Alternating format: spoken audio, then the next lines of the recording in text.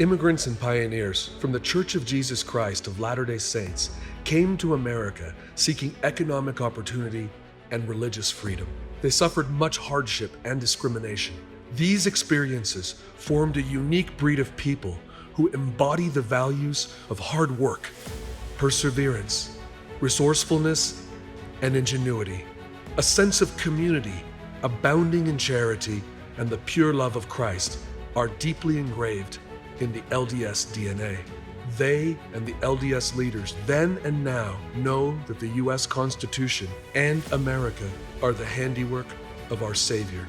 This experience, combined with now great educational institutions and the global missionary experience, have allowed the LDS people to become global leaders in business, academia, politics, the arts, and pro sports, among so many other fields and endeavors.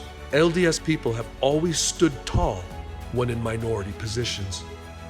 Please listen to some thought leaders from the LDS community talk about the current issues before us in America. My name's Josh Holt, and this is my wife, Tammy. And for 2 years, we were held hostage in a Venezuelan prison. Just gotten back from our honeymoon, and we were sleeping at 5 o'clock in the morning. We were woken to screams, to cries, to gunshots, and to police and holding me hostage. They said that I was sent from the United States to take down President Maduro. For 2 years, we were tortured. They put my fingers in a pencil sharpener, turned on a taser in my head. And yet did we know that the hope that we needed was here at home. We have a foot hidden. My friend told me, hey, President Trump tweeted about you and Josh.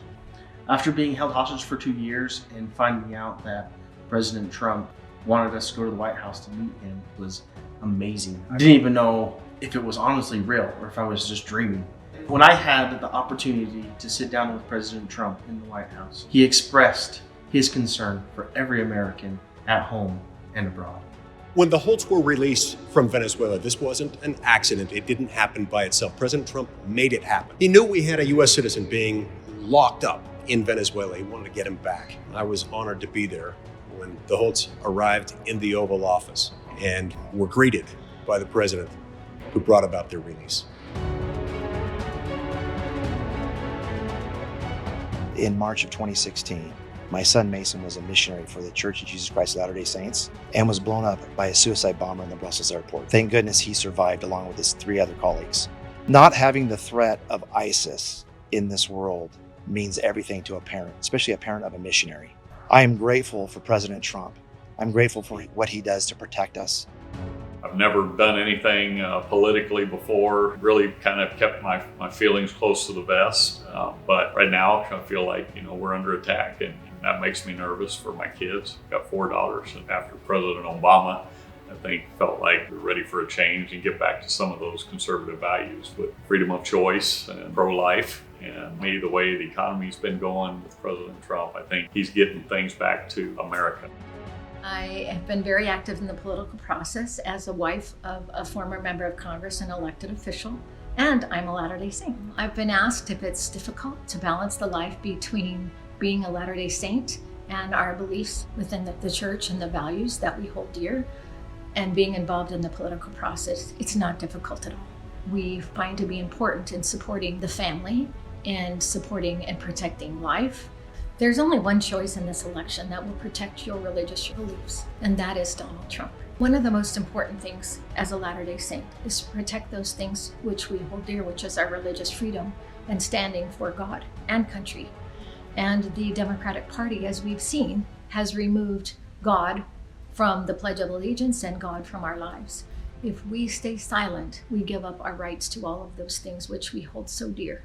I have loved his tenure as president. I spent 35 years in the United States Air Force. I understand leadership. I would be happy to follow wherever he wanted to lead me. I wished I was back in uniform on active duty, saluting when he drove by.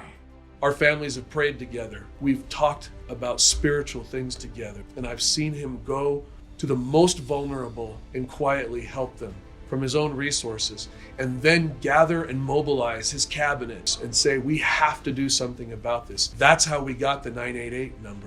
And President Donald J. Trump has done more than any other president to fight both of these twin evils, human trafficking and the opioid epidemic. I have a real passion for making sure our country is what our founders founded it on, their vision. I was very fortunate to grow up in a really remarkable time in the 60s. And even though it was a segregated community, it was one in which we believed in God, had remarkable work ethic. Education was everything. The family unit was the core. And that's what we're fighting for today. We're at a remarkable point in our history where good people can make a remarkable difference in the way our country goes at this point. This new upcoming generation is a generation of free thinkers, and they love President Trump. Gen Z is Gen Free. I understand economic freedom and liberty. It produces better health care, better education, environmental protection, income equality, and happiness. He's been the only president that we've had that understands it the way we need it to produce. The truth is, the Mexican-American border wall is helping to stop human trafficking.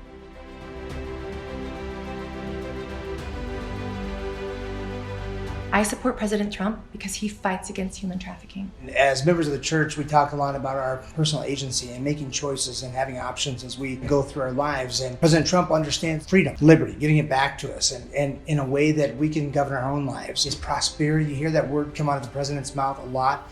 Prosperity, and what it means is giving people options as they start to progress and have opportunities. Creating an environment is important to do that, and he's done it. On the other hand, when you start looking at Joe Biden and the progressive left, is they believe that government is the solution to everything. They want to tell us what we have to do. When they talk about socialism, leveling the playing field and maybe creating a utopian society, it doesn't do that. It puts a few people in charge and then they control your lives. They take your guns away from you, property. You think about your freedoms as it relates to the life of the unborn. All of these things become compromised if you have the wrong person leading. President Trump, I think one of the things that describe him is the great protector. When we talk about religious freedom, he doesn't just work on religious freedom for Christianity, it's all religions. Where people like Joe Biden, Kamala Harris, Hillary Clinton, they made it sound like Christianity was an evil thing. And so they used that as a way to call people bigots and racists and to take that away from us.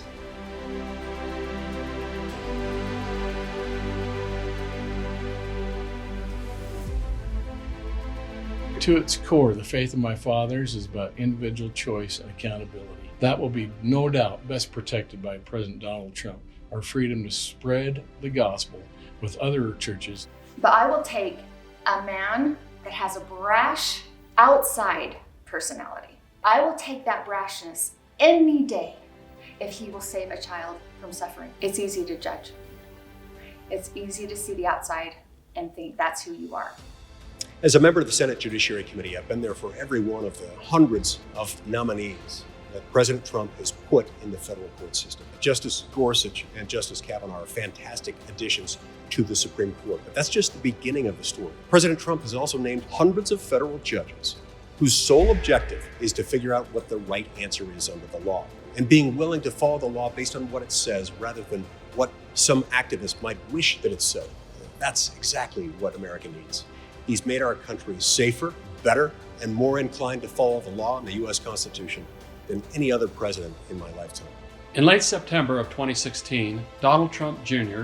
toured Temple Square. While touring the beautiful grounds of the Christus, Don said, "When we win, my father has so much respect for all the LDS people he knows and all the things the church stands for. We want the choir to be front and center at the inauguration." Mr. Mack kind of laughed and says, "When I've come home from inaugurations before, President Hinckley, with that twinkle in his eye, would say, 'Mack, glad you went, I'm glad you're home, but I didn't see you much.'" And Donald Trump Jr. said, "We want the choir front and center. As I know the Trumps well, and as we've seen with the Trumps, a promise made is a promise kept."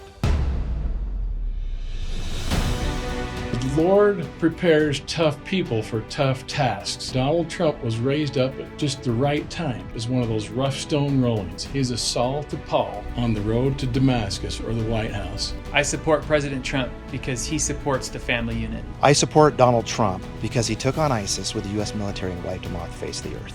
My wife and I are grateful for everything that President Trump has done to fight for every single American. I support President Trump. Trump 2020.